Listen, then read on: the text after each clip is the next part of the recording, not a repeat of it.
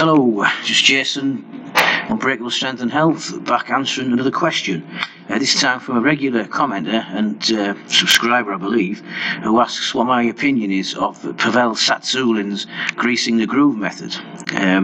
What this entails, very briefly, is the performance of usually bodyweight exercises, usually chin-ups or pull-ups, using bodyweight for sub-maximum repetitions several times every day to accrue large amounts of volume without too much fatigue setting in. I've never actually used it for my strength training, so I wouldn't know if it works or not. I know that it does work, but I've got no personal experience of it. Judging by everything that's written about it, it is good for bodyweight exercises. However, I'm not sure it would be particularly practical to use for strength training with barbells, not in the purest sense of how it's supposed to be performed, simply because things like squats, bench presses and deadlifts are reliant on equipment, and obviously we need to be in an environment where you have immediate access to these, and most people don't, obviously. This greasing the groove method is what he used to train the Russian special forces to be able to do, I believe it's 18 dead hang chin-ups with combat boots on, to allow them to one of the many tests again in their special forces. It has very little to do with barbell training, other than the fact that it seems to originate from the Eastern Bloc, where they favoured daily training routines with sub-maximal weights, where you would stop well short of failure, using between 80 to 85% of your 1 rep max for submaximal reps, like I say, for many sets. The main aim by the trainers in that era was to leave the athletes as well trained but as fresh as possible, which sounds like counterintuitive, because if you train hard you can't really be fresh. That's why they use sub-maximal weights and lots of volume to accrue more actual work over the course of a training week.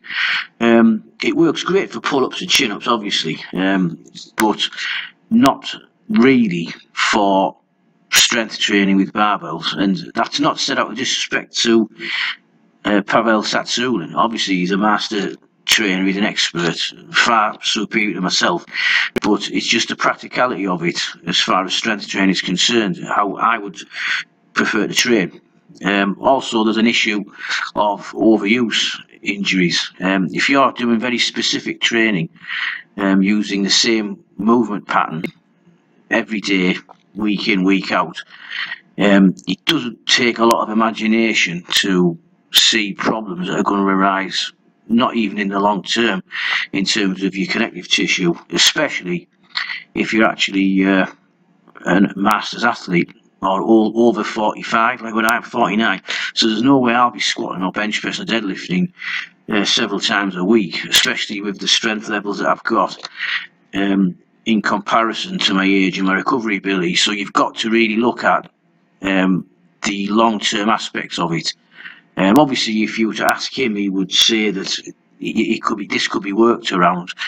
But to me, the best method to work around it is to use a variation of different exercises.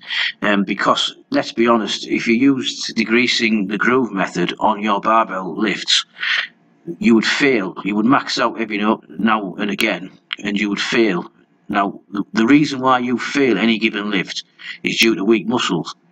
So by just keeping doing that one exercise or one lift, you're always going to have that weak point. So, for example, if you fail 3/4 or 75% of the way up on a bench press, it's either speed off your chest or it's weak triceps.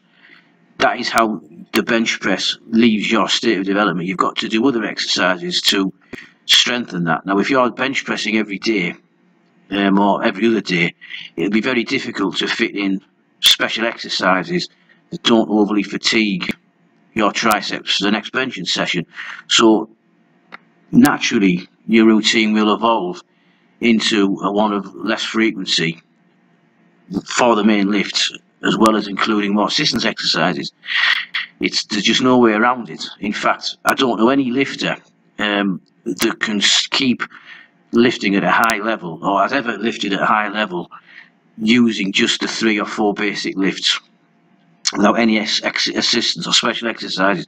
The only ones that do it, even when they're in the youth, are really ones who are genetically suited to being good at that lift, where they just have to do a squat to get a good squat, they just have to bench to get a good bench. These people are designed to bench press or designed to squat. Most other people have areas that will respond different to different exercises. For example, I could squat and you could squat.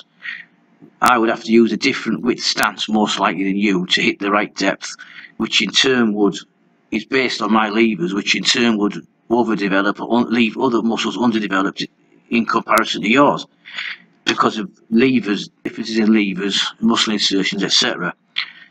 This is how I see it, and I've seen this for 35 years, 37 years I've been going to gyms lifting weights.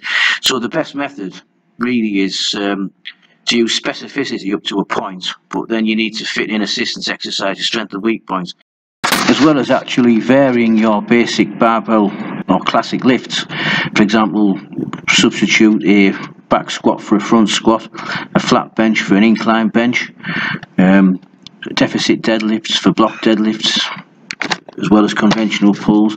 You can use accommodating resistance. You'd have much more longevity if you followed a routine of this nature. Grease in the groove, I believe, is based on a principle called synaptic facilitation, where constant and repetitive movements in the same movement pattern actually helps the actual synaptic impulses to the muscles. So in other words, you get more efficient at the lift. It appears to be the case. That's how it works.